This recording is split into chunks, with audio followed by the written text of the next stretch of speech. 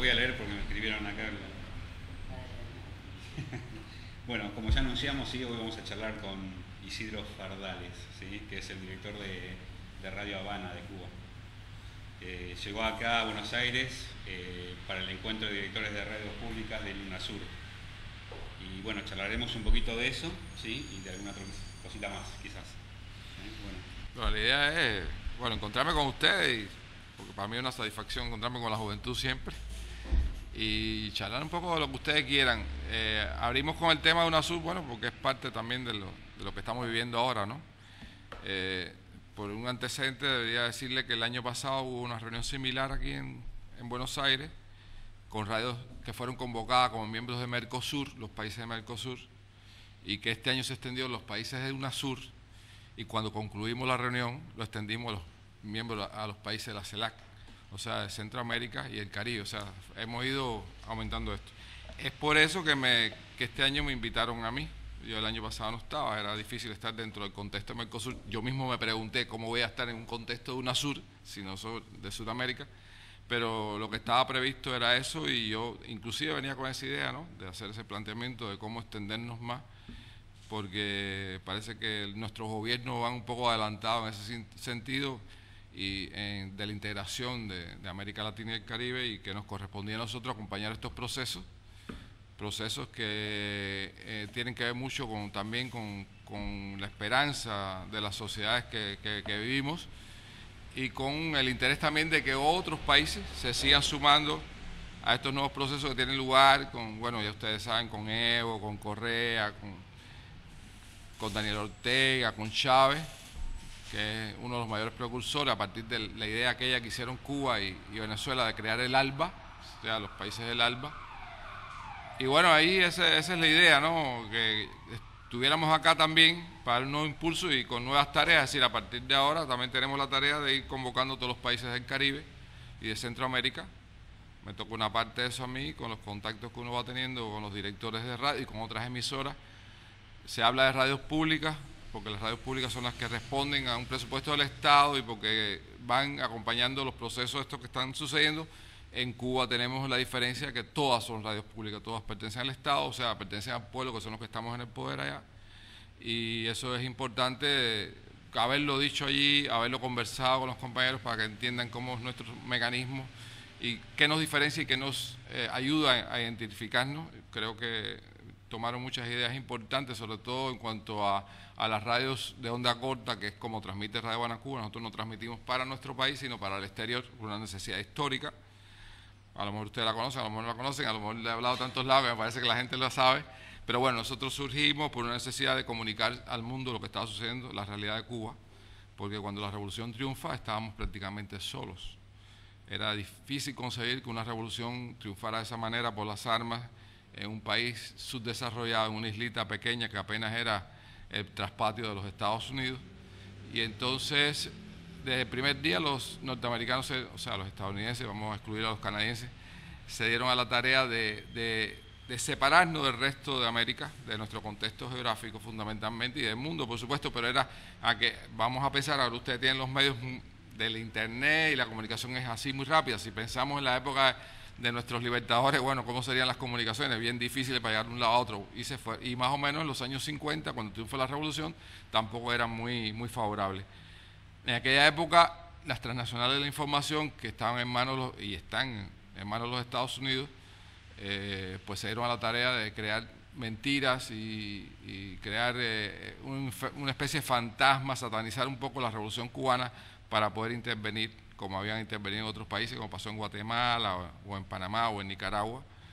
Pero entonces el gobierno cubano, que ya había pensado en cosas como esta cuando estaba la guerrilla de Fidel en la montaña, que el Che se le ocurrió crear la famosa Radio Rebelde para transmitirle al pueblo de Cuba cómo se iba manifestando la revolución en los lugares donde iban liberando los rebeldes, y también se oía en muchas partes de América Latina que acompañaba el proceso revolucionario cubano y que lo ayudaron también en esa época. Pues entonces, ya con el triunfo de la revolución, hubo una necesidad de hacer esto en mayor escala, porque se trataba de que las transnacionales controlaban toda la prensa oligárquica de América Latina. O sea, todo lo que se publicaba en todos los periódicos de América Latina, de la UPI, AP, o sea, no era otra cosa que eso. y entonces habría que hacer una contrapartida. Y ahí surgió, bueno, primero Prensa Latina, que fue una agencia creada en La Habana, ustedes deben saber, ¿cómo se llama? El argentino que la dirigió desde el principio. Bueno, ahora no me acuerdo, que murió aquí en la guerrilla. Y bueno, se creó después Radio Habana Cuba. Entonces Radio Habana Cuba empezó transmitiendo días previos de la invasión de Girón. Precisamente iba comunicando al mundo lo que estaba sucediendo alrededor de nuestro país y que era muy bien escondido por los Estados Unidos. Inclusive las posiciones de nuestro canciller en la ONU, hablando de la realidad de lo que estaba pasando, la gente la desconocía porque el muro informativo era tremendo y la tergiversación de la realidad era tremenda, como está sucediendo hoy en día en relación con... Es el mismo proceso de satanizar a Chávez, satanizar a Correa, equivocar a nuestros pueblos. Suerte que, bueno, se ha ganado una experiencia y cada uno sabe cómo leer los medios a veces. Bueno, ahí surge Radio Habana Cuba, surgió como una onda experimental, una onda corta experimental, no tenía nombre. Suceden los acontecimientos previos a Girón, que fueron los ataques a los aeropuertos cubanos y eso. Y cuando Fidel, en la famosa esquina de 12 y 23, da a conocer, o sea, pasan a dar sepultura a los que cayeron en esos momentos, él da a conocer la existencia de Radio Habana Cuba, diciendo que ya los norteamericanos no podrán ocultar más la verdad, porque tenemos una emisora en el aire que lo está comunicando a nuestros pueblos hermanos y al mundo. Aunque no tenía nombre, bueno, el nombre oficialmente se le puso el 1 de mayo, para que fuera al mismo tiempo que el Día Internacional de los Obreros, pero también acompañó esos días gloriosos de Girón, dando cada paso que se iba dando, cada comunicado, todas las victorias que iba teniendo el pueblo cubano hasta la derrota, bueno, la conocida como la primera gran derrota del imperialismo en América. Y bueno, hasta el sol de hoy, de ahí empezamos con 2 lenguas, con 2 idiomas, con el español, que es nuestro contexto geográfico, y con el inglés, porque también era necesario comunicarle al pueblo norteamericano lo que estaba haciendo su gobierno. A partir de ahí, en los años sucesivos, nos fuimos ampliando, o sea, en la comunicación con nuestros hermanos, y entonces se empezó a incrementar los idiomas hasta hoy en día, que son 9 lenguas: el español, el inglés, francés, el portugués, el quechua, el guaraní, el árabe, el esperanto y el creol. Y bueno, hasta el día de hoy, más bien Radio Habana Cuba hizo un cambio de estrategia, en el sentido de que una vez que ya la revolución triunfó y fue desarrollándose, hacía falta acompañar también los procesos sociales que iban sucediendo en América Latina. Y entre ellos, bueno, ustedes tienen una historia que están rescatando ahora y que están valorando cuántos caídos tuvieron durante las dictaduras, y así sucedió en muchos países de América Latina, y nosotros estuvimos acompañando a los pueblos latinoamericanos durante ese triste tiempo en el que les dimos por lo menos esperanza y les dimos mucha información de lo que realmente estaba sucediendo alrededor de ellos. Imagínense a la gente que estaba en las cárceles, qué podían saber. Tenemos muchos testimonios de gente que escuchaba Radio Habana Cuba, como por ejemplo gente que utilizaron los barrotes de la cárcel para que les sirviera de antena y cosas así, escondían radios y se enteraban, así como nos hicieron saber muchos años después que ya empezaron los procesos democráticos a triunfar en América Latina. Entonces ese fue el medio en que nos fuimos desenvolviendo. Después incrementamos nuestra solidaridad hacia el resto del mundo, del tercer mundo, y por supuesto también de apoyo a los pueblos que luchan y siguen luchando contra el neoliberalismo, contra el capitalismo, ya sea en Europa, en Asia o África. Las transmisiones nuestras cubren toda América, desde el norte, bien norte, hasta la Tierra del Fuego. Tenemos oyentes allí. Cubren todo el Caribe, cubren la zona mediterránea de Europa y se extiende un poquito más. Cubren el norte de África, Asia y el mundo árabe.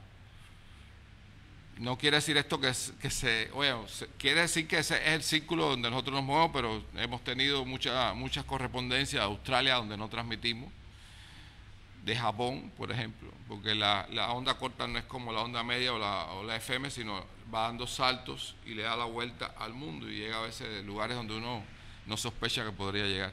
Hace un mes y algo atrás yo recibí por ejemplo, un mensaje de un japonés. Él tenía puesta la onda corta y le entró una transmisión en árabe. Pensaba que era de un país árabe, pero cuando terminó la transmisión identifica la planta y se da cuenta que es Radio Habana Cuba. Siguió o lo oyó en inglés después oyó la transmisión en francés y al final decidió escribir. Y dice que la había oído muy bien y que la había estado escuchando en la escalera de incendio del edificio donde él vive, es decir, estaba fuera del edificio, ahí es donde él agarraba bien la emisión. Y se ha quedado como oyente de Radio Habana Cuba en onda corta, cosa extraña, porque si pensamos en las tecnologías ahora, me imagino que un japonés debe tener una mejor tecnología que muchos mejor que nosotros en cuanto a internet y en cuanto a conexión, ¿no? Y eso, bueno, satisface mucho porque, bueno, una gente que a lo mejor ni estaba interesada políticamente ni nada, sino que descubrió algo que para él fue nuevo y que además al final dice que, bueno, para él significa una alternativa de información ante las cosas que él recibe diariamente a través de los medios a los que él tiene acceso.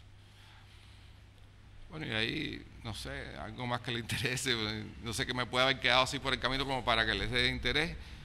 Hemos participado en muchas reuniones internacionales, siempre cubriéndolo no solo para Radio Habana Cuba, sino para la Radio Nacional. Ha sido siempre un interés del país. Hemos acompañado también en los viajes y visitas de Fidel al exterior, reportándolo para Cuba y bueno, para el resto del mundo, porque bueno, se escucha en otras partes. En lo personal, bueno, he tenido estas satisfacciones más otras coberturas, como el año que estuve en Venezuela acompañando las misiones cubanas y el proceso chavista. Y lo más reciente que hice fue, bueno, estuve cuando el terremoto de Haití, reportando las incidencias del terremoto. Tenemos muchos compañeros que hacen un gran esfuerzo. Las limitaciones nuestras, por supuesto, no voy a estar hablando ni voy a hacer un periódico de lo que sucede con el bloqueo, ¿no? Pero nos hace muchas limitaciones, sobre todo de conexión. Yo veo aquí que una casa puede tener una mejor conexión que una empresa nuestra, o que una universidad inclusive. Mi centro de trabajo, y para los que entienden de esto, la Radio Habana Cuba solo tiene de entrada 1 megabyte y con eso tenemos que comunicarnos, tenemos que hacer la página web y tenemos que hacerlo todo. Se puede imaginar la lentitud de eso. A pesar de que alrededor de la isla pasan más de 50 cables internacionales de los cuales pudiéramos obtener una buena conexión. Pero bueno, nos es prohibido por el gobierno de los Estados Unidos y el Departamento del Tesoro. Tenemos esperanza ahora cambiar pronto eso. Hay un cable que se está tirando desde Venezuela, desde La Guaira, Santiago de Cuba, recorre el país, de ahí piensa ir a otros países caribeños, pero bueno, parece que un trabajo que ha sido difícil, no se ha podido terminar, debe estar de un momento a otro empezar y creo que mejoraremos y tendremos mejores armas para combatir. No se me acabó la cuerda, pero si ustedes quisieran preguntar, fuera mejor.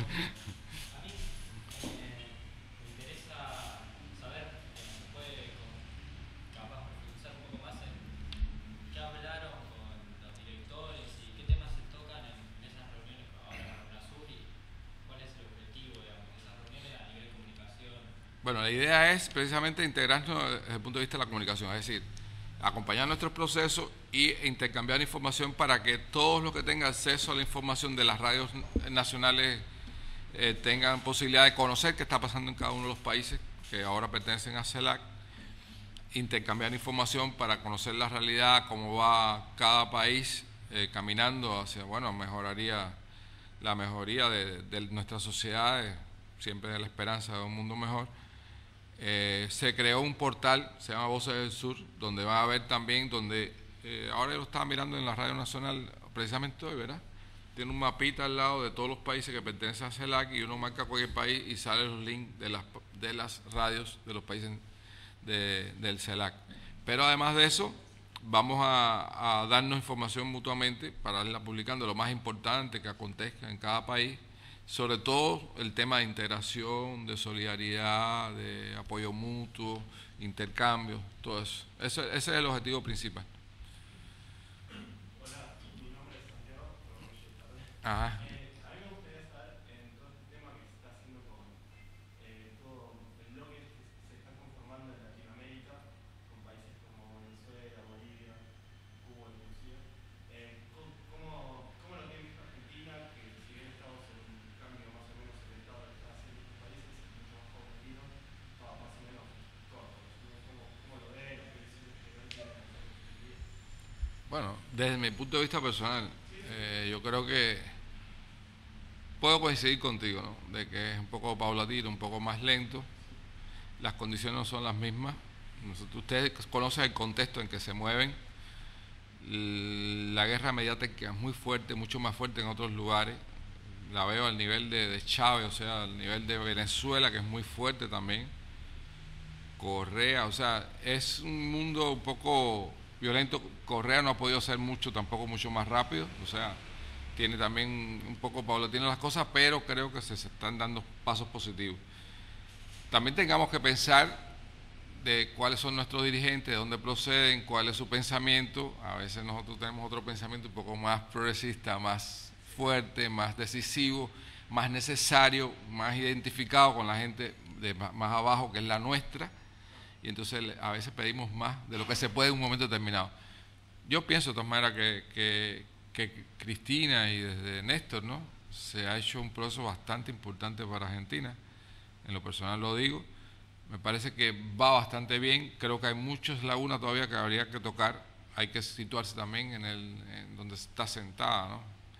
No es fácil. Yo, a veces la gente por ahí me preguntan sobre determinadas cosas que tienen que ver con la sociedad cubana y yo le puedo dar mi respuesta a partir de donde yo me muevo. Siempre tenemos que pensar de que hay un estatus superior, los que son precisamente las personas que dirigen, que tienen una mayor cantidad de información, una mayor poder de decisión, una necesidad de tener en cuenta muchas cosas. A veces uno dice, bueno, ¿por qué adopta determinada posición? Y bueno, yo lo digo por el caso de Fidel, ¿no? A veces Fidel ha tenido que tomar decisiones que mucha gente lo cuestionó y que se mantuvo firme y que el tiempo siempre le dio la razón. O sea, y eso es importante. O sea, tener el tiempo a favor siempre, saber que está convencido de lo que se está haciendo. Creo que también son otras condiciones. Aquí hay una, digamos, es más diverso el pensamiento. Por ahora podría ir convergiendo, pues sería lo más importante que puede pasar dentro de Argentina, como está pasando en América Latina en general, ir convergiendo en posiciones que puedan ser útiles para todas las partes. A mí me extrañó muchísimo, por ejemplo, el discurso que hizo el presidente de Chile cuando se constituyó la CELAC. Y bueno, habría que esperar a ver qué más allá, porque no hacía ni una semana estaban apaleando los estudiantes chilenos en Chile. Entonces, es una visión muy diferente a la de Cuba, muy diferente a la de Venezuela, muy diferente quizás a la misma Argentina. No sé, hasta ese punto no creo que llegue esto aquí, pero pasa eso, ¿no? Pero hay que ir convergiendo, hay que ir sumando, no se puede restar. Creo que eso ha sido el pensamiento siempre, también de la Revolución Cubana, ¿no? Desde su origen, desde que surgió, de ir integrando gente, irlos tratando de asimilar hasta que llega un momento que podemos corresponder más en nuestros pensamientos. Ah, claro, así. Yo también, con respecto a eso que dice de la guerra mediática que se genera acá en Venezuela y toda Latinoamérica, en todos lados, ¿cómo ve la ley de medios argentina? Si lo vemos, ¿qué le parece? A mí en lo personal me parece muy bien. Y además, te digo más, las personas que tuvieron acceso antes de yo venir para acá, estuvieron viendo el proceso, la consideraban como muy buena. Para el momento es muy buena. Creo que si se logra plasmar en todo su sentido, creo que falta un artículo 161 por ahí que todavía por implantar. Y digo que es buena sobre todo cuando uno ve la reacción de los oligarcas del periodismo, ¿no?, que reaccionan y brincan enseguida, quiere decir que la ley es buena. Porque es como digo yo, cuando los yanquis protestan por algo que hacemos nosotros, pues es que vamos por buen camino, porque va en contra de ellos. Y entonces, bueno, yo creo que a partir de ahí podemos evaluarla como una gran cosa. Creo que si se logra plasmar completa, pueden un poco tener más armas diseminadas y es más difícil concentrar tanto el poder mediático que hace tanto daño. Engaña a mucha gente, pese a que mucha gente ya sabe de qué se trata. Pero de todas maneras siempre la primera información nos hace resbalar. Eso pasa mucho, es muy característico inclusive en la prensa norteamericana. Quieren hablar más de alguien, lo ponen en una primera página, una gran foto, un titular grandísimo, y cuando tienen que desmentirlo lo ponen en la última, en chiquitico, donde nadie se entera de nada. Y eso va quedando. Igual pasa con la CNN, que entonces te mete un titular impactante, donde ya te induce el pensamiento, te le induce el pensamiento inclusive. Y después es difícil cambiar, claro. ¿Cómo? Nada, como lo que pasó con Orlando Zapata, más o menos, que se agarraron todo eso para... Exacto. Entonces, claro, así pasa, así pasa. Entonces, yo creo que sí, que la ley... Mira, Brasil tiene su ley también de medios, pero tiene que perfeccionarla, porque estábamos analizándolo el otro día precisamente en la reunión y tiene muchas limitaciones, inclusive para la radio comunitaria, en cuanto a amplitud de llegar a la gente. Tiene muchas limitaciones en cuanto a la participación, cosas raras, porque creo que se aprobó, no me acuerdo si se aprobó en la época de Lula, creo que sí, y creo que ahí los brasileños tenemos que acompañarlo para que luchen por una ley de medios como la Argentina, más o menos. Pregunta. Bueno, yo soy Darío, un gusto tenerte acá. Gracias. Me han contado mis amigos que han tenido, digamos, estos días la suerte de acompañarte. Y bueno, me habían contado que, bueno, habías contado de muchas anécdotas de los viajes de a ver, digamos, esto en los libros obviamente no están. Me gustaría que pudieras contar algo interesante. No, imagínate, a veces uno se pone a reflexionar sobre cosas que le han pasado, ¿no? O que ha disfrutado hasta el cansancio a veces, porque no es fácil seguir a Fidel, o sea, cuando estaba en pleno auge. Yo pienso que para una persona, un periodista, es mucha responsabilidad participar en el equipo de prensa de un presidente, pero si se trata de Fidel, es más que una responsabilidad. Es casi que un sacrilegio no seguirlo hasta donde sea. Y nosotros, el otro día nos estábamos recordando, o sea, la gente me preguntaba cómo fue, cómo es esto, y por ejemplo, una de las anécdotas interesantes y cómicas que te podía hacer es, nosotros estuvimos en Vietnam con él, y él estuvo visitando, hay un poblado que se llama ya Cu Chi, donde toda la guerrilla vietnamita estaba bajo tierra. Si de ahí los pasadizos, digamos, ustedes se imaginan el túnel del metro, ahora imagínense un túnel del tamaño de un vietnamita, donde ellos se comunicaban de lugar a lugar y habían salones como este, por ejemplo. Después te metías por un hueco y salías a un salón quirúrgico, te metías por otro hueco y salías a una biblioteca, pero así, increíble. Y había una parte cuando llegamos ahí que estaba abierta para dar la clase, así como eso, como ellos vieron para mostrar cómo se movían y qué es lo que, inclusive llegó a comer lo que dieron, que es como una especie de yuca, lo que comían, un polvo seco para mantenerse. Pero entonces cuando explican todo eso, Fidel se le ocurre levantarse y tratar de meterse por un hueco y se quedó trabado ahí, tuvimos que calarlo, porque imagínense ese hombre tan grande y tan gordón, corpulento, al lado de un vietnamita, era increíble. Yo, por cierto, después en uno de los túneles me metí y me sentí un poco como que sofocado, porque pensé que eso no terminaba nunca, ya me faltaba el aire casi. Así que me imagino a él hubo que destrabarlo, eso es una de las cosas. Otra que le hicieron, y ya vamos a quedar en Vietnam, porque hay dos o tres cosas que le hicieron ahí. Ahí los vietnamitas tenían muchas trampas humanas, porque había que proteger ese lugar.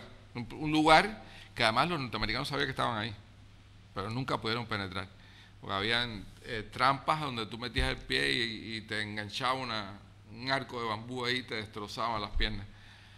Y hubo casos de norteamericanos que le pasó eso. Y entonces un día le dicen a Fidel, bueno, por aquí hay una entrada, búsquela. Y él empezó a buscar y le daba con la bota aquella grande y no encontraba, de pronto hizo así, mire, está aquí, crank, se viró, hizo rack y levantó una tapa y estaba ahí. O sea que eso también le hicieron una broma en ese sentido. Y la otra que le hicieron, déjame ver si me acuerdo, la otra que le hicieron fue que el capitán que estaba ahí mostrándonos todo dice, vamos ahora a agarrar por este atajo. Y agarramos por un lado ahí y caminamos. Y dice, alto, párense. Aquí hay gente, dice, yo no veo a nadie. Y hicieron así, como 12 personas se levantaron del piso. Habíamos pasado por encima de ellos. O sea, ese es lo que te demuestra el espíritu que tenían los vietnamitas para vencer a los norteamericanos. Habían vencido a los franceses, vencieron a los japoneses y volvían a vencer a los norteamericanos. Es una situación difícil porque los yanquis sabían que estaban ahí en Cu Chi. Ahí hay lomas que están como si lo hubieran afeitado. No crece nada. Porque había una orden de Estados Unidos, del gobierno, de que todos los aviones que vinieran de misiones, de cualquier tipo, cuando regresaran, lo que le quedara lo tiraran ahí, para ver qué daño le podían causar. Entonces hay una loma, cuando nosotros estuvimos, no sé si era verdad, a los años, ya eran bastantes años, estaban peladas, porque ahí tiraban napal, bomba, todas las cosas. Y ahí las poca gente que viven empezaban en ese momento a hacer algunas cositas en el jardín y eso, porque no nacía nada. Pero es interesante porque ellos llegaron a hacer inclusive un túnel hasta los bajos de donde se reunía el Estado Mayor de los Estados Unidos. O sea, llegaban a conocer hasta lo que iban a hacer. Y eso fue de verdad que fue una de las visitas más interesantes que hicimos con él. Yo me recuerdo así. También allá en Cuba, también participé muchas veces en eventos y cosas con él.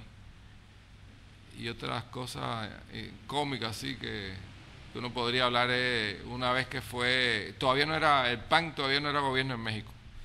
Y él recibía a los políticos, ¿no? Y los fue a recibir en el Consejo de Estado. Nosotros estábamos en un rincón con los periodistas mexicanos, y entonces estaba delante de nosotros los sillones, llegó, estaba el del PAN esperando, llegó, los saludó y le dijo, espera un momentico, quiero hablar con los periodistas. Vino para acá y se paró delante de los periodistas y empezaron a preguntarle, ya me habían dicho ya que no preguntara, que dejaran a los mexicanos. Nosotros teníamos oportunidades para preguntarles siempre, que dejáramos a los mexicanos preguntar.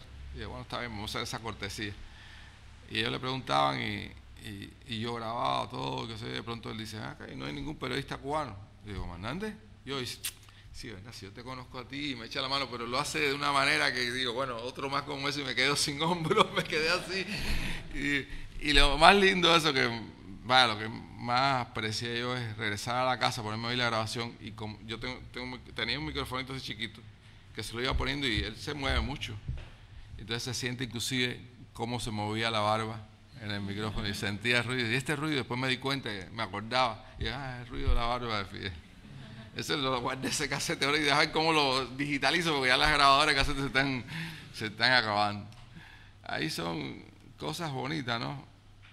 Y que lástima no haber traído algunas fotos de esas que yo disfruto tanto verlas nuevas, que es interesante. Y bueno, ¿verdad? Eso.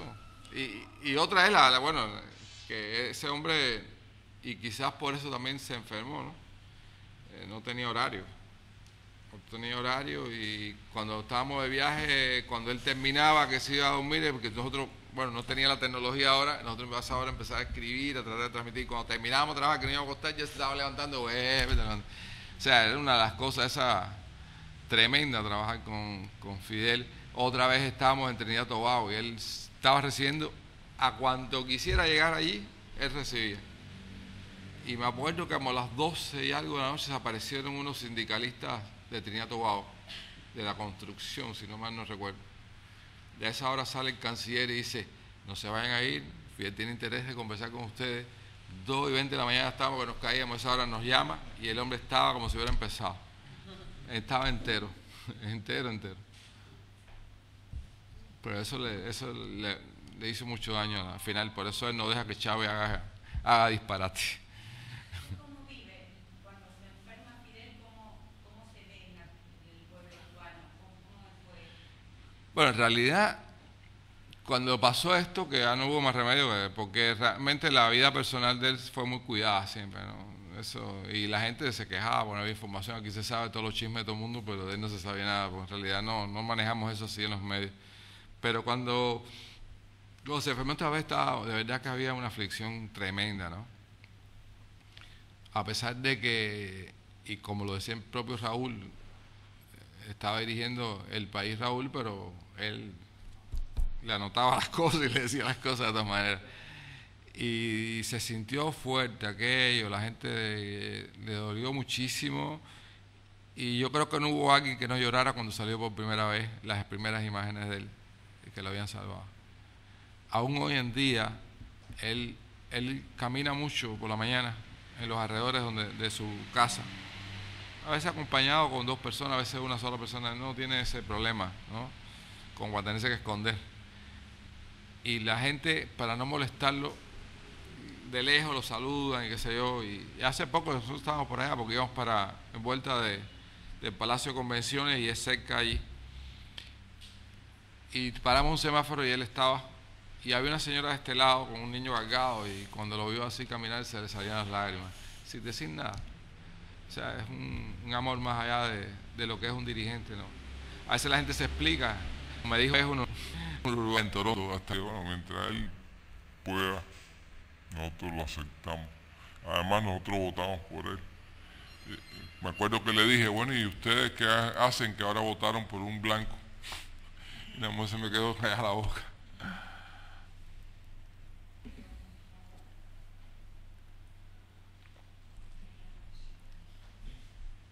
Él tiene muchas cosas que a uno lo van formando poco a poco y va ganando una experiencia. Cuando nosotros hicimos una visita a Turquía por el Congreso de Habitat 2, estuvimos con él allí y después que terminó el Congreso, las autoridades turcas lo invitaron a pasear un poco.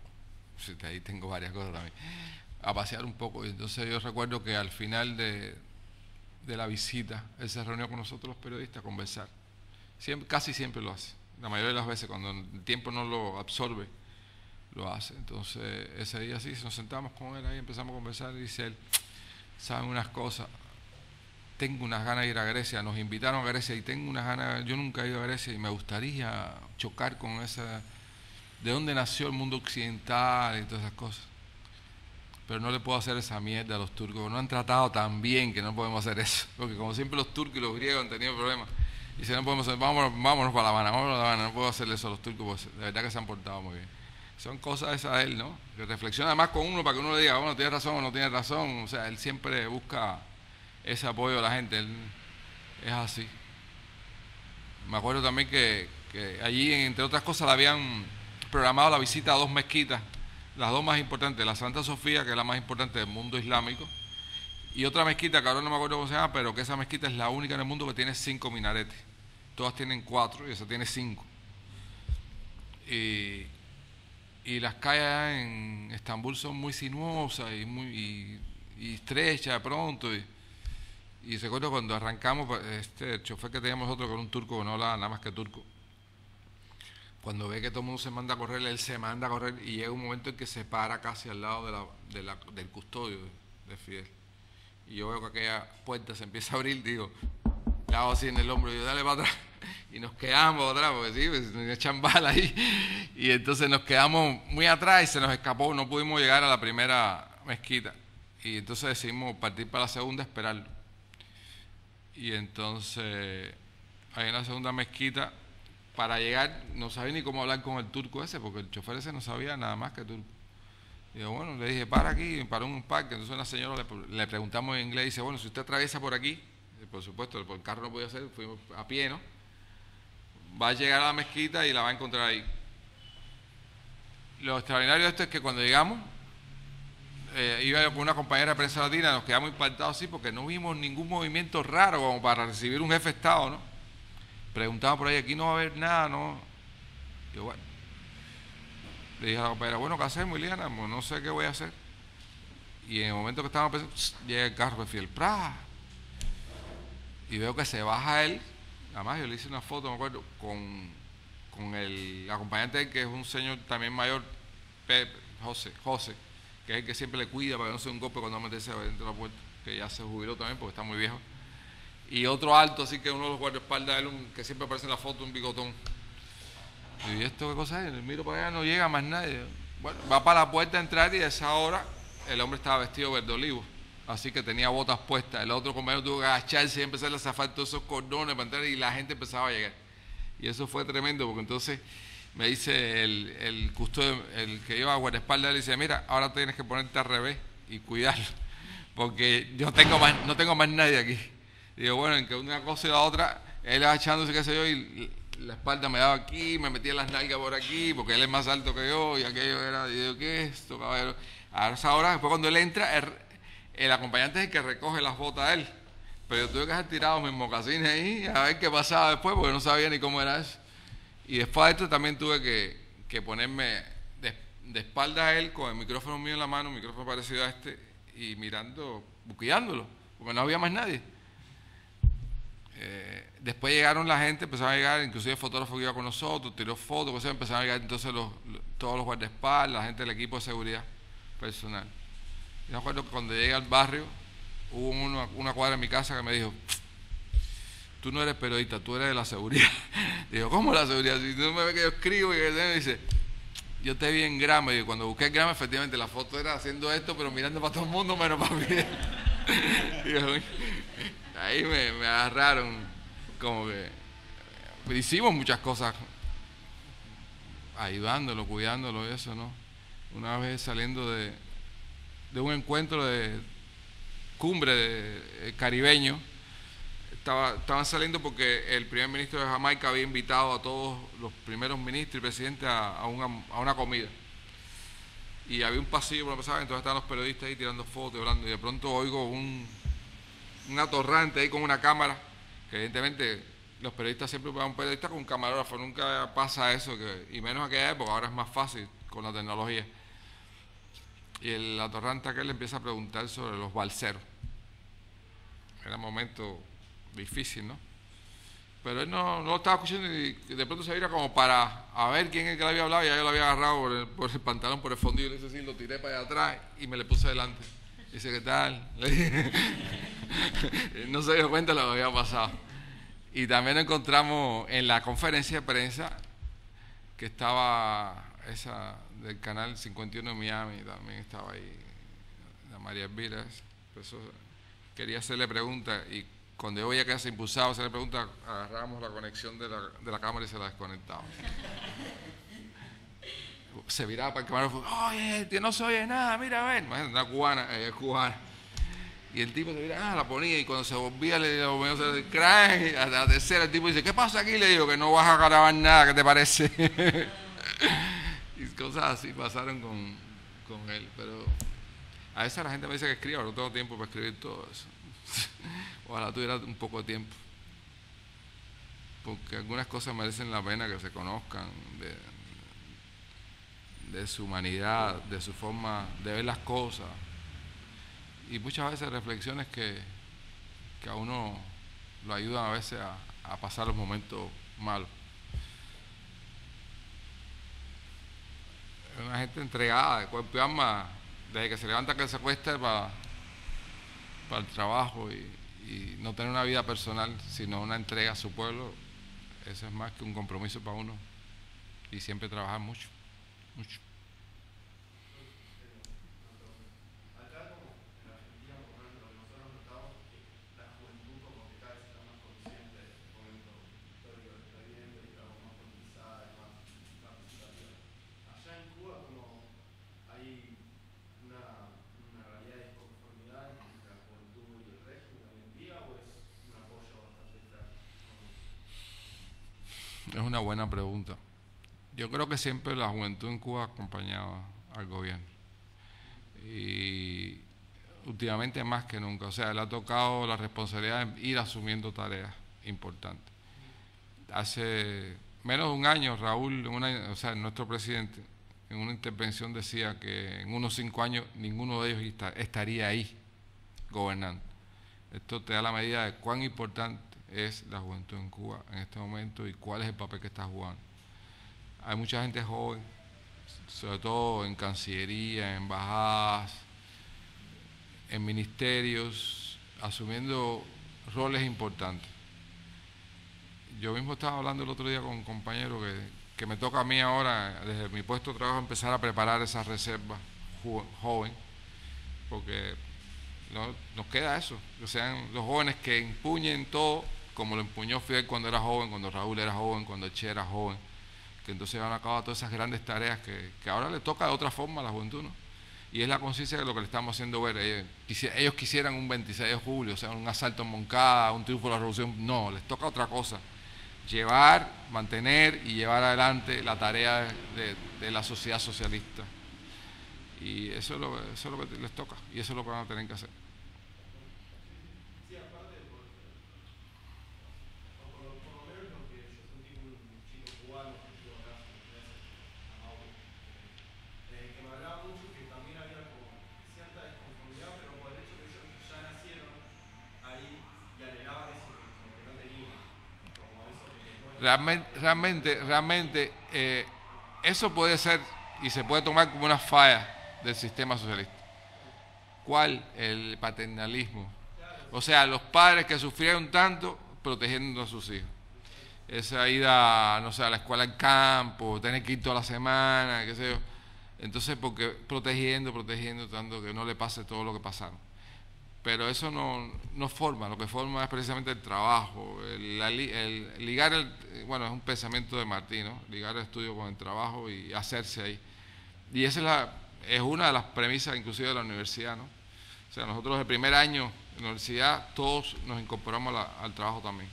O sea, es una especie de que es periodista, bueno, o está estudiando periodismo, se liga a medios de prensa, el médico lo ponen, el primer año creo que es lo básico en los 6 meses primero y después ya a un hospital y aprende dentro del hospital. O sea, eso un poco como que, y vi eso también en las misiones, por ejemplo, en Venezuela, la misión de salud, la misión de educación, la misión de deporte, eran gente joven quien dirigían todos esos equipos. Y en Haití, la mayoría de los que estuvieron ahí, los médicos que estuvieron ahí, eran gente joven. Y sobre todo los que venían de la Escuela Latinoamericana de Medicina, que eran graduados de América Latina, algunos otros todavía estudiantes, y todos eran gente joven. Y gente joven que cuando yo hablaba con ellos te decían que están basados en el ejemplo de la juventud cubana, que así es como lucha día a día. Y que les toca a ellos ese compromiso con Fidel que hicieron de que ir a cualquier parte del mundo. Y eso es un compromiso de la juventud cubana, dispuesto siempre a ir a trabajar a donde sea y en las condiciones que sean, en las peores. Yo me encontré con un médico, así de por casualidad, él estaba conversando con alguien, estaba conversando con un haitiano, y hablaba creol con una naturalidad y me llamó la atención, lo llamé para entrevistarlo y dice, bueno, a mí lo que me pasó es que hace 2 años me llevaron hasta un lugar lejísimo ahí donde no llega nada, que me acompañaron, me dejaron ahí, me dejaron lo mínimo indispensable para trabajar y dije, bueno, arréglatela como pueda ahora, haz tu trabajo aquí. Y el hombre tuvo que aprender el creol porque vivía solo ahí. Y dijeron, no podemos venir por lo menos en 4 meses. Y creo que los 4 meses se le pasaron 6. Lo utilicé inclusive para hacer una entrevista ahí a unos haitianos ahí en otras condiciones, pero realmente te das cuenta del valor humano, de entrega al trabajo de esa gente. Exacto. Y así mismo era el discurso de un costarricense que se graduó allá, de una nicaragüense, 2 mexicanos, un argentino, una brasileña, o sea, gente que yo fui conversando y haciendo la entrevista y era el mismo espíritu. Y yo decía que esos 6 años pasados, codo con los jóvenes cubanos en esas condiciones, lo habían formado y lo habían llevado a ese espíritu de trabajo y de entrega solidaria al trabajo. Y eso es bonito te lo diga alguien. Y eso lo hice, bueno, te digo esto porque las entrevistas han tenido otro sentido, pero en ese momento me escribieron del periódico Juventud Rebelde, que es el órgano de la juventud de Cuba, y el director directamente me pidió que le hiciera un trabajo, un reportaje con motivo del aniversario de los JC, que es el aniversario de los JC y la Convención de Pioneros. Entonces casi siempre yo me había fijado que la prensa lo que hace es buscar jóvenes cubanos, ¿qué tú crees? Yo lo que hice fue buscar los extranjeros. O sea, buscar precisamente los extranjeros. Para que ellos me hablaran cómo había sido con ellos estos 6 años conviviendo con la juventud cubana, cuál era su apreciación sobre la juventud cubana y sobre todo sobre su vanguardia política e ideológica, que es la Unión de Jóvenes Comunistas. Y fue hermoso, de verdad fue un trabajo hermoso y quedó bien, se lo publicó en primera página. Bueno, las misiones son misiones solidarias, integradas por gente que está dispuesta a ir a ejercer su profesión al lugar donde se le asigne. Estas misiones de salud, o sea, surgieron precisamente cuando los ciclones, los huracanes que azotaron la Luisiana en Estados Unidos. Toda esa zona que quedó devastada y mucha gente estaba ahí sin atención médica ni nada, y Fidel se le ocurrió, genialidades que tiene él, de hacer una brigada internacionalista que le puso Henry Reef, o sea, el nombre de un internacionalista norteamericano que participó en la guerra de independencia de Cuba, que llegó a general. Y entonces le puso eso y le ofreció al presidente de los Estados Unidos mandar la brigada a donde él quisiera, pues tenían todos los recursos en mano, que era nada más disponer de ellos, y bueno, se negaron, no lo quisieron. Pero esa brigada quedó constituida. Y esa es la brigada que después fue a socorrer a las víctimas del terremoto en Indonesia, a las víctimas del terremoto también ¿a dónde fue? En otro país también por allá por el Asia y en Haití también. Nosotros no habían pasado 24 horas del terremoto de Haití y ya estábamos ahí en el primer avión con el primer grupo de la Henry Reef, atendiendo directamente a todos los damnificados del terremoto en Haití. Gente que con una entrega para ellos no había hora, realmente no había hora. Los tenían que llamar y decir, dale, voy a descansar un par de horas, porque ahí estaban atendiendo uno tras otro, y para qué contar cientos de miles de gente que llevaban ahí, a veces cargados en hombros, otros cargados en puertas, otros arrastrados casi porque no podían, porque no se sabía ni dónde lo traían, y en mesas quirúrgicas improvisadas, porque realmente lo llevaban allí porque ahí es donde dormían, o sea, donde vivían los médicos, no eran donde trabajaban, pero la gente sabía que estaban los médicos ahí. Entonces empezaron a llegar ahí por oleadas, porque está en el centro de Puerto Príncipe, y tuvieron que sacar de los almacenes, que es donde también los tenían ahí, las mesas quirúrgicas, montar techos ahí de plástico a la intemperie, luz, no había luz, o sea, ¿cómo le llaman aquí? Generador para alumbrar y hacer lo que se pudiera ahí. Salvaron muchas vidas, sí, la verdad, muchísimas vidas. Y el nivel de entrega no sé ni cómo calificarlo, porque yo a la hora de escribir me costaba trabajo poder describir todo eso, pero sí puedo decir que trabajaban con mucho dolor a veces. Un médico ya mayor, ¿no? Tendría unos 50 años, con una experiencia, uno de los mejores cirujanos ortopédicos que yo he conocido, salió de una operación con un niño al que tuvo que quitarle algunos miembros y salió llorando. Y yo le pregunté y me dijo, el problema es que nosotros estudiamos para salvar los miembros, no para cortarlos. Entonces, esa gente de verdad que se merecen el mayor premio. Me conmovieron muchísimo, me sentí mucho más orgulloso de ellos, de verdad. A pesar que los había visto, ¿no? Subir a las colinas, a las montañas, ahí en condiciones difíciles también en Venezuela, llegar a cada gente, así estuviera solo en no sé dónde, iban a buscarlo, a ayudarlo, a curarlo, o por lo menos saber de él. Que después vino Ecuador y también todo ese estudio que se hizo, la gente que tenía problemas de discapacidad en lugares que ni imaginarse, donde jamás en la vida había llegado ningún médico. Y lo hacen con una naturalidad y después te lo cuentan con una franqueza, como si aquello fuera tomarse un café en un boliche. Y de verdad que uno se siente muy orgulloso de esa gente, de la formación que han tenido, y es la formación que le están dando a los latinoamericanos que se están formando. Bueno, ya no es latinoamericano solo, hay norteamericanos, asiáticos, todo hay en la Escuela Latinoamericana de Medicina. Hay que cambiarle ya el nombre a eso, porque hay de todas partes del mundo. Yo me acuerdo, hace poco en la televisión cubana vi un norteamericano graduado en la ELAN, y lo miro bien, hablando un buen español. Ese yo lo conozco y me acordé. Hacía 3 años yo había tenido dengue, pero el dengue leve, y el que me fue a visitar a mi casa fue él. Hablando un poco inglés, un poco español, nos entendimos, y me dio tratamiento, y 3 años después lo veo en una misión en Haití. Eso es importante. Un muchacho del Bronx, 12 hermanos eran.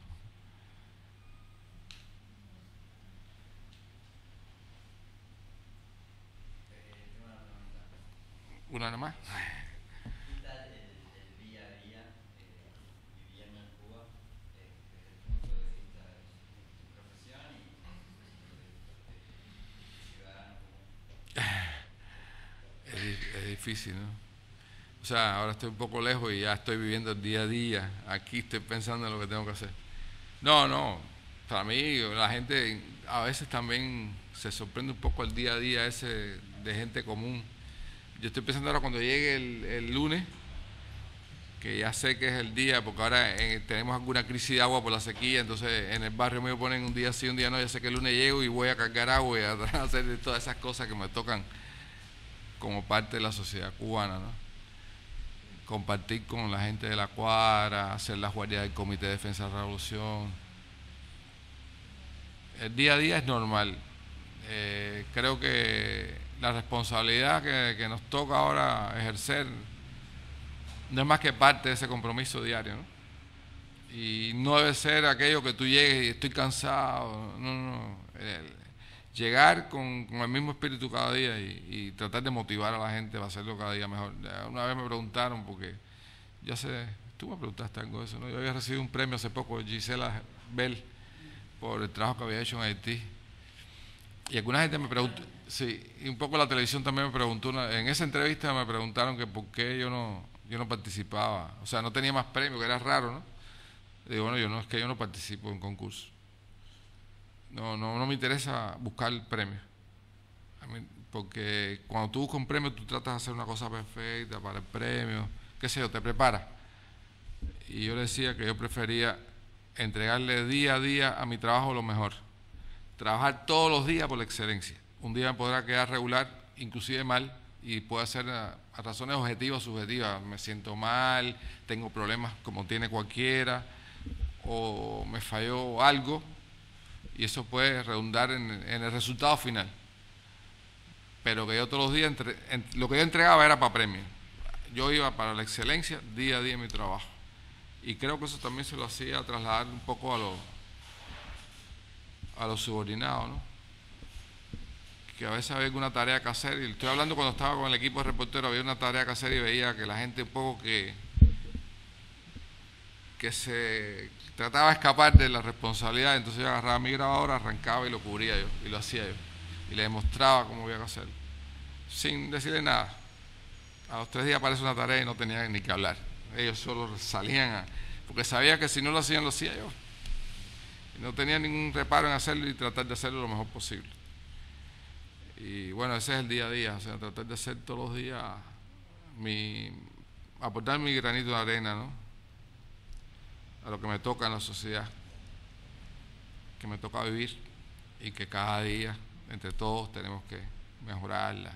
Ahora estamos en un proceso de perfeccionamiento de la sociedad, se están tomando muchas medidas económicas importantes en Cuba, que a lo mejor en otra sociedad, bueno, es normal, ¿no? Por ejemplo, el trabajo por cuenta propia que le decimos que es el privado, que eso hasta ahora siempre el Estado se había encargado de todo, pero se da cuenta de que por los problemas económicos esas tareas las puede asumir con menos riesgo y con menos gasto gente, ¿no? Que tiene la capacidad, el talento y que lo han preparado para eso, porque en definitiva la revolución es quien lo ha preparado, pero le da la posibilidad de que hagan ese tipo de trabajo. Estamos tratando de mejorar algunos aspectos de otros tipos, esos que también le causan incomodidad a veces a la juventud, que en un momento determinado cumplieron su papel, tuvieron su objetivo y que ya no los tiene más, y que esas barreras se levanten ahora y está en este proceso. No es fácil, como no fue fácil en el año 90 cuando desapareció la Unión Soviética y los países socialistas de Europa, que nos quedamos prácticamente solos. Hay que imaginarse cómo un Producto Interno Bruto de un país cae a menos 37 y vivirlo además, porque no es solo, ahora alguien me habla de eso y yo sé lo que es eso, o sea, a veces dicen, no, cayó, está a 12% nada más el PIB, y le digo, eso es para reírse, eso no es ni para mencionarlo. Y bueno, así, esa es la cosa, ir adelante y tratar de mejorar cada día más. Acuérdense que sobre el socialismo, sobre estas sociedades donde participativa no hay escrito nada, o sea, hay que irla haciendo día a día. Y además es un país en revolución, ¿no? Nosotros hicimos una revolución, pero no hemos dejado de seguir revolucionando. O sea, seguimos revolucionando, y cada día podemos mejorar, cambiando, como dice nuestro presidente ahora, ¿no? Los cambios necesarios. Hay un último pensamiento, uno de los últimos de Fidel muy grande sobre revolucionario, que dice, y cambiar lo que deba ser cambiado. Un concepto que él tiró sobre hacer revolución. Y creo que eso es lo que estamos aplicando ahora. Hacer la revolución dentro de la revolución una vez más, día a día. Recién mencionabas el tema de la participación de la juventud, ¿sí? En todo este proceso, digo, y la gente que luchó, digamos, ¿sí? La gente grande, digamos, sigue trabajando. Bueno, eso sí, también es otra parte. La gente no quiere entregar completo, pero o sea, tratan de dejar el ejemplo y buscar el relevo también, al mismo tiempo, con un poco de dolor, porque creen que ellos son los que pueden empujar más, y nosotros pensamos que sí, que fueron los que empujaron más, ¿no? Los que hicieron la revolución y los que van quedando y los que han estado participando durante todos estos años, que a veces sus esquemas son medio que mortifican a la juventud, pero que los podemos modificar desde adentro mismo, con un pensamiento un poco más natural, más acorde al mundo en que estamos viviendo. Y esa gente están conscientes ya que el momento de otro 1959, de otra Sierra Maestra, de otro Girón, es este. Y el que le toca a los jóvenes, no hay otro. Ya ellos no pueden volver a Girón, ya ellos no pueden hacer eso, pero nos toca a nosotros. Bueno, yo no me considero tan joven tampoco, hay otros más jóvenes. Pero empujar parejo, como nos demostraron ellos que era la cosa, ¿no? Todos juntos con un solo objetivo. Aunque sea desde el punto de vista crítico, ¿no? Porque también la crítica ayuda, ¿no? Yo lo decía el otro día a un compañero allá, porque recibimos un correo electrónico un poco molesto, porque supuestamente estamos transmitiendo en una frecuencia de onda corta en que no estaba saliendo bien. Y me escribe un norteamericano diciendo lo que estaba pasando, ¿no? Pero es lo que me decía, debería darle vergüenza a usted en 50 años, ahora le esté pasando esto con esta frecuencia, que lo que está pasando es una basura, que taca. Y yo le decía a la gente mía que se molestaron, le digo, no se molesten con eso. Eso tiene un doble sentido. Primero, me alegro muchísimo que me critique, porque yo hago la corrección ahora. O sea, no me lo hizo otro, pero ahora yo corrijo el tiro y lo molesto a él. O sea, tengo una forma de desquitarme y nos ayuda además porque hay otras personas que a lo mejor son positivas con el proceso revolucionario y están interesados en escuchar la emisora y no están escuchando bien. Así que con esa crítica más que es un poco pesada, porque él ponía muy así grande, shame, que nos diera vergüenza, él realmente nos estaba ayudando. Y hay que tomar carta de todo lo que pueda ayudar. O sea, pasan esas cosas. Yo creo que ahí es donde está el asunto, ¿no? De que echemos para adelante, seamos críticos cuando haya que ser críticos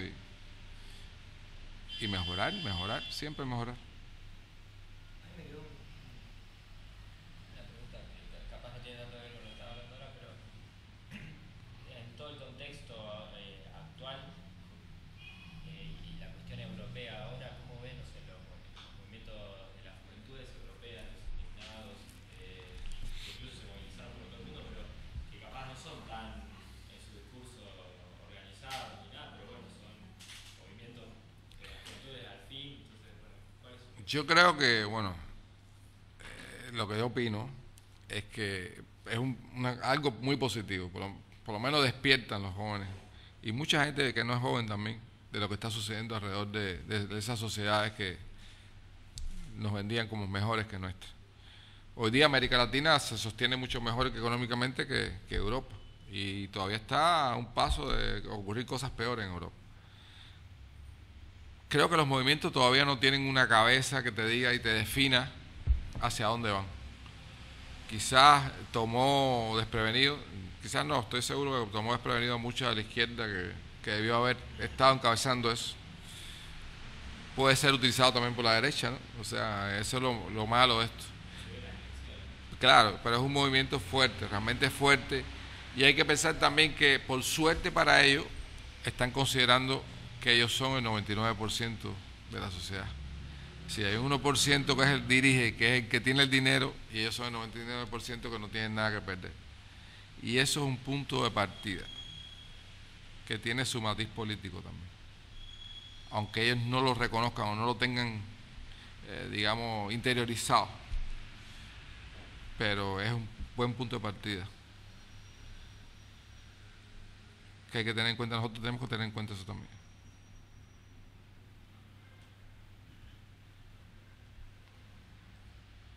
Una más. tiempo, pero hay que comer también. Digo, los revolucionarios comemos también. No, si supiera, esta cosa del trabajo absorbe, tú me preguntabas eso día a día.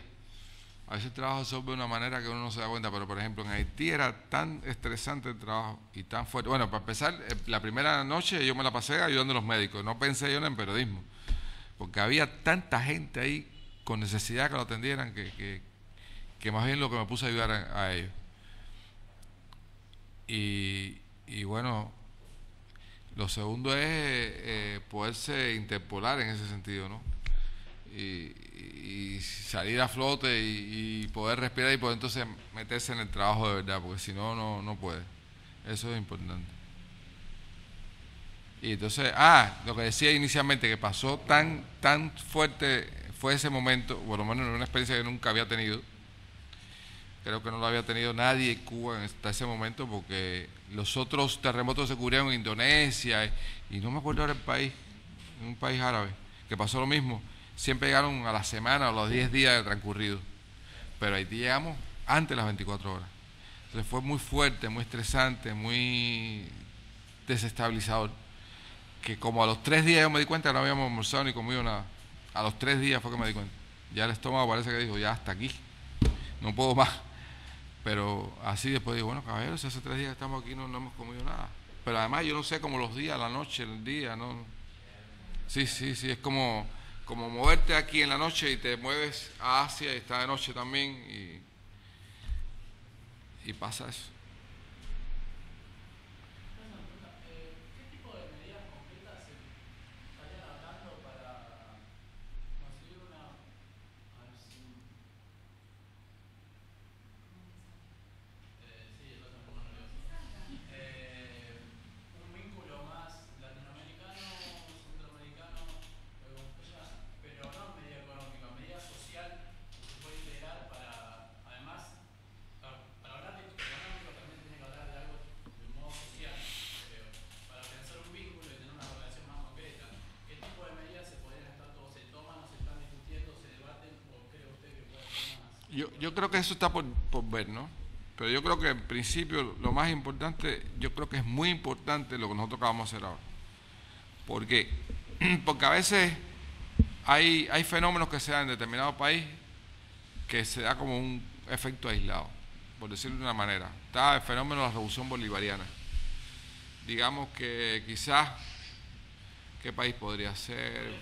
Digamos, quizás hay falta de información en determinado lugar de... Exacto. Bueno, esa es la idea, empezar por la parte de información. Se están charlando en ese sentido, se están debatiendo, ¿hay alguna, usted cree que hay alguna medida? Pregunto porque Realmente no, lo que está planteado nada más es la necesidad de hacerlo. Por eso se crea la CELAC, la necesidad de hacerlo. Y la segunda parte importante es esta de las radios, ¿no? Porque el medio más importante de América Latina y Caribe, olvídense, no es la prensa plana ni es la televisión, es la radio. Sigue siendo la radio. Y tiene una fuerza brutal en todos estos países.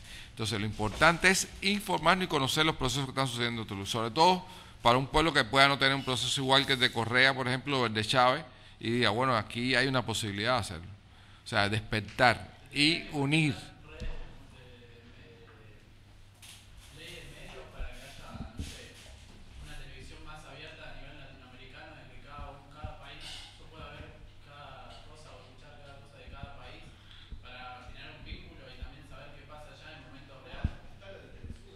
Bueno, está Telesur, pero también eso corre más allá de lo que tú puedas pensar, porque Telesur tú es un servicio que tú puedes tener o no tener, no lo tiene todo el mundo, o sea, tú lo necesitas adquirir, porque sí, pero a nivel público el problema es que eso ya pasa por las leyes internacionales. La Organización Internacional de Telecomunicaciones te regula hasta dónde tú puedes llegar.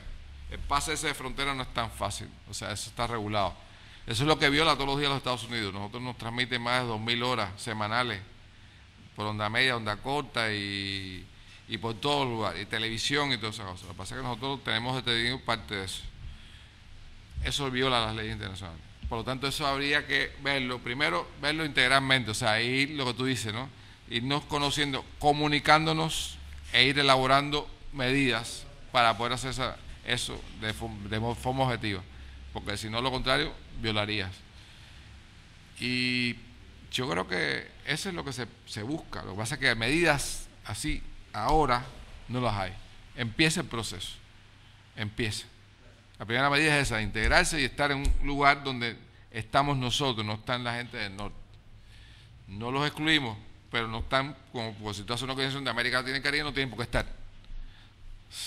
O sea, en el equipo de arriba no está la gente de Boca. Eso es.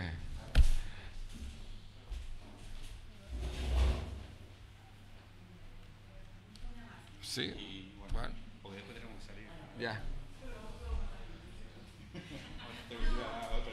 Cuando vos hablaste de los efectos del bloqueo en la comunicación, dijiste, bueno, es sabido y explicaste lo que significa, lo que produce el bloqueo a nivel comunicacional en Cuba.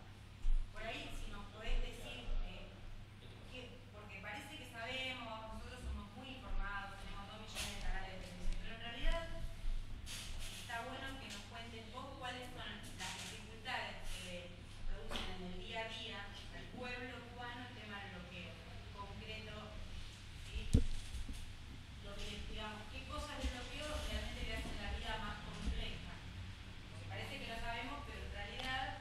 Bueno, en primer lugar, porque a mucha gente también le llama embargo, que no es embargo, es bloqueo. Embargo entre 2 países, esto llega más allá.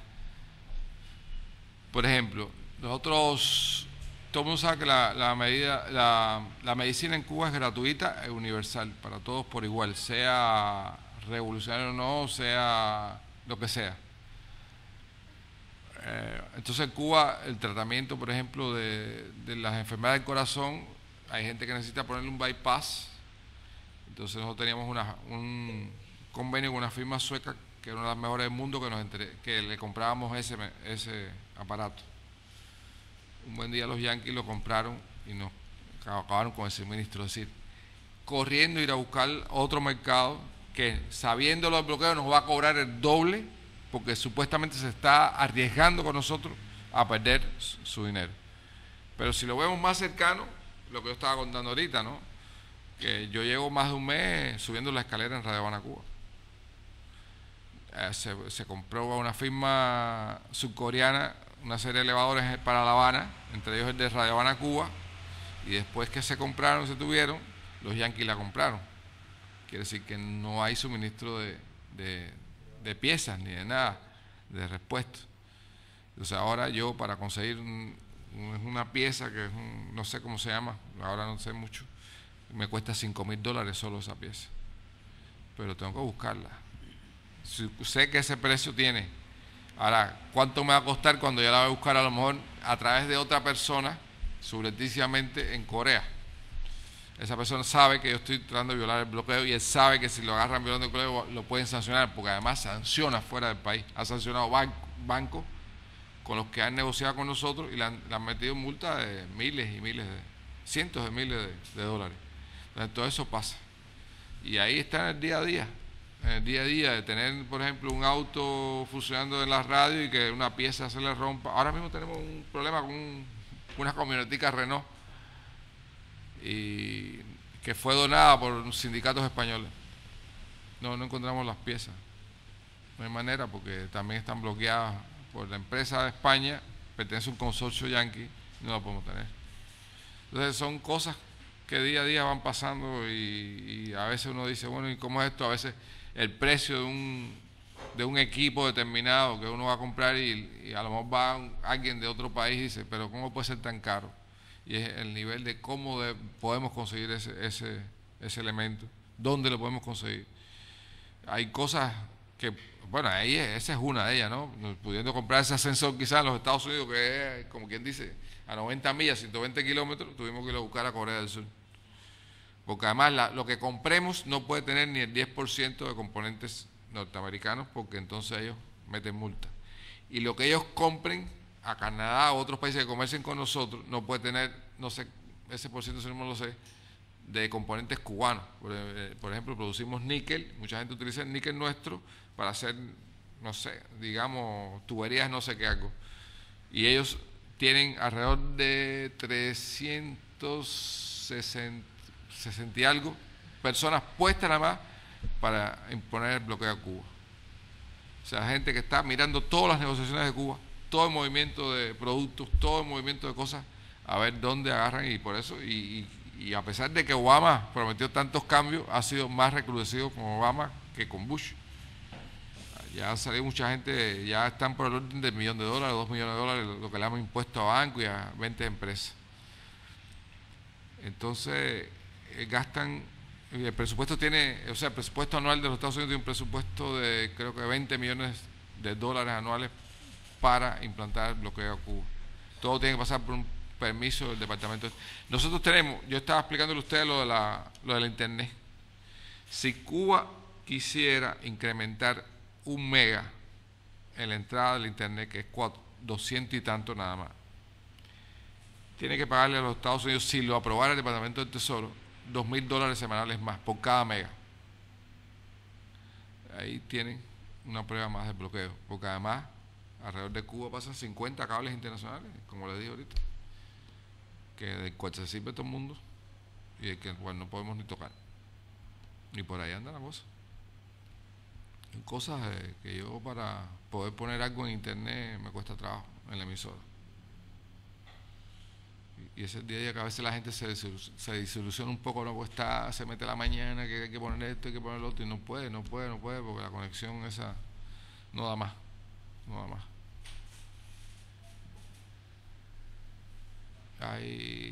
Ustedes sí saben de cosas de internet. Para todas las universidades de Cuba hay solo 16 megas de entrada. Son 14 provincias, 15. Y es difícil, es muy difícil.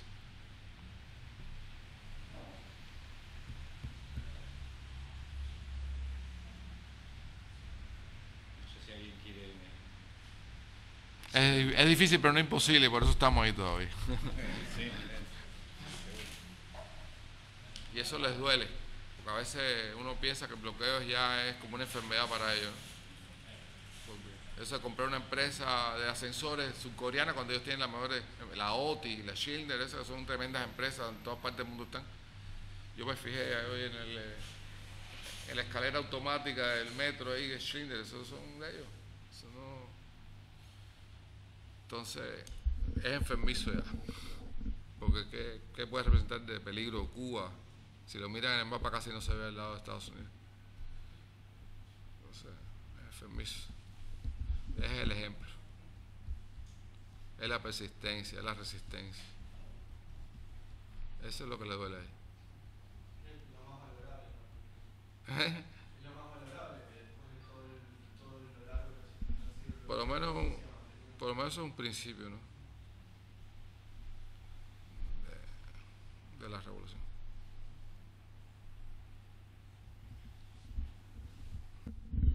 Ya, democrática.